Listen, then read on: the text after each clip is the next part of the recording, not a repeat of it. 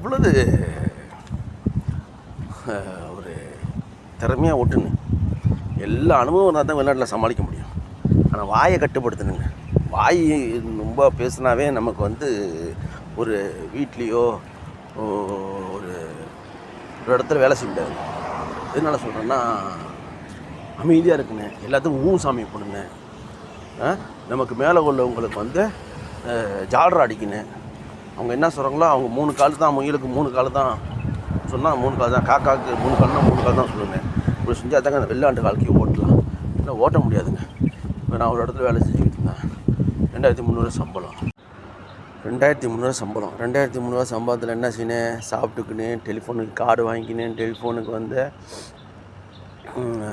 Net போட்டுக்கின்னு எல்லாம் செஞ்சுக்கணுங்க. 2300 எல்லாம் செலவுன்னா மாதத்துக்கு 600 700 செலவு. மிச்சம் உள்ளது ஒரு 35 ரூபா, ஒரு 40 ரூபா தான் அனுப்ப முடியும் நாட்டுக்கு, வெளிநாட்டுக்கு. நம்ம வந்து ஊசாமி போட்டுக்கிட்டு தலையாட்டிக்கிட்டு ஜால்ரா அடித்தா தான் ஓட்ட முடியுது வெளிநாட்டில். இல்லைன்னா ஓட்ட முடிய மாட்டேங்குது. எல்லா இடத்துலையும் சரி, ஒரு வீட்டில் அரபி வீட்டில் வேலை செஞ்சாலும் சரி, ஒரு கம்பெனியில் வேலை செஞ்சாலும் சரி, அதான் வெளிநாட்டு வாழ்க்கைனா எல்லா சலிப்புத்தன்மையும் இருக்குங்க. எல்லா சலிப்புத்தன்மை இருந்தால் தான் வெளிநாட்டில் காற்றை ஓட்ட முடியும். இல்லைன்னா வெளிநாட்டில் காற்றை ஓட்ட முடியாதுங்க. எப்படியா போட்ட இதாக வேலை வாய்ப்பாக போயிடுச்சுங்க வெளிநாட்டு வாழ்க்கை. ஒரு வீட்டில் அரபி வீட்டில் வேலை செய்கிறேன்னா நம்மளுக்கு எந்த நேரத்தில் வேலை கொடுக்குறாங்கன்னு தெரியாது. அதாவது நைட்டில் கூப்பிடுவாங்க, பகலில் கூப்பிடுவாங்க, காலையிலேருந்து நைட்டை வரைக்கும் அமைதியாக உட்காந்துருப்போம்.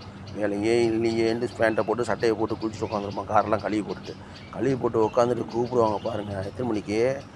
10:30 மணிக்கு கூட. சரி, வேலை தான் இல்லையே, காலையிலேருந்து ஒன்றுமே இல்லையே, பேண்ட்டு போட்டு சட்டையை போட்டு ரெடியாக உட்காந்துருவோம். ஆம்புலன்ஸ் டிரைவர் மாதிரி எப்போ கூப்பிடுவாங்கன்னு உட்காந்துருப்போம். ஆனால் கூப்பிடவே மாட்டாங்க.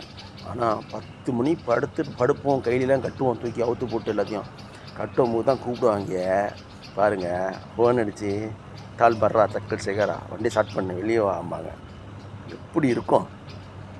உடனே மாட்டிக்கிட்டு சேண்டையை மாட்டி சட்டையை மாட்டிக்கிட்டு ஓடி போய் பார்த்தா மெக்டோனல்ஸ் போய்ட்டு வா, கேஎஃப்சிக்கு போனேன்பாங்க சாப்பாடு சாப்பிட்றதுக்கு. சரின்ட்டு போயிட்டு வந்தா அப்படி எங்கே சுற்றிவிட்டு நைட்டு 12 மணி ஆகிடும். அப்போ 2 மணி ஆகிடுச்சு, நம்ம என்ன வேலை இல்லை, காலை இல்லாமல் யாரும் எந்திரிக்காமல் அவங்க தூங்கி எழுந்திரிப்பாங்க. அவங்க ஒரு 12 மணிக்கு எழுந்திரிப்பாங்க. நம்ம வந்து காலைல திரும்பி 6 மணிக்கு எழுந்துச்சி தான் ஆகணும். வண்டி கழுவுன்னு வேலை செய்யணும், திரும்பியும் அதே பாடு தான். இப்படி தான் இடையில வந்து புள்ள எழுந்துச்சிட்டா புள்ள கிளம்பும் வழியில், அம்மா எழுந்துச்சிட்டா அம்மா கிளம்புவாங்க. அவனா பையன் கிளம்புனா யாராவது ஒருத்தவங்க கிளம்புனா கிளம்பிக்கிட்டே இருப்பாங்க, மாற்றி மாற்றி கூப்பிட்டுக்கிட்டு போய்கிட்டு இருப்பாங்க. இப்படி போகலன்னா வேலை சுத்தமாக இருக்காதுங்க. இதாங்க பொழப்பு, வெளிநாட்டு பொழப்பு. என்ன செய்கிறது? வெளிநாட்டில் வந்து வேலை ஓட்டுறதுன்னா சலிப்புத்தன்மை தான் ஓட்ட முடியுது, என்ன ஓட்ட முடியாதுங்க. இப்போ பழைய இடத்துல இருந்தேன். அந்த இடத்துல ஒரு 2300 கொடுத்து ஒன்றுமே சரியில்லை. சம்பளமும் 2 பாதி 3 பாதியாக கொண்டு கொடுப்பாங்க. முதல்ல 1000 ரூபா கொடுப்பாங்க, அப்புறம் 500 கொடுப்பாங்க, அப்புறம் 500 கொடுப்பாங்க. இப்படியே ஒரு கூட்டிகிட்டே இருப்பாங்க. சண்டையாக பிடிச்சி பிரச்சனையாக பிடிச்சி இப்போ புது இடத்துக்கு மாறி வந்திருக்கோம். புது இடத்துல மாறி வந்திருக்கு. காண்ட முடியத்தில் என்ன செய்து நடக்க போகுதுன்னு தெரியல. பார்ப்போம் என்ன நடக்குதுன்னு. ஓகே, வாழ்க்கை ஓட்டுவோம். எங்கே போய் முடியுதா முடிக்கிட்டோம். வாழ்க்கை பயணம். இன்றைக்கி இந்த நேரம் இருப்போம், நாளைக்கு இருப்போமான்னு தெரியாது. ஓடுறது ஓட்டம், எங்கே போய் நிற்கிதோ நிற்கிட்டோம். பாய், மீண்டும் சந்திப்போம்.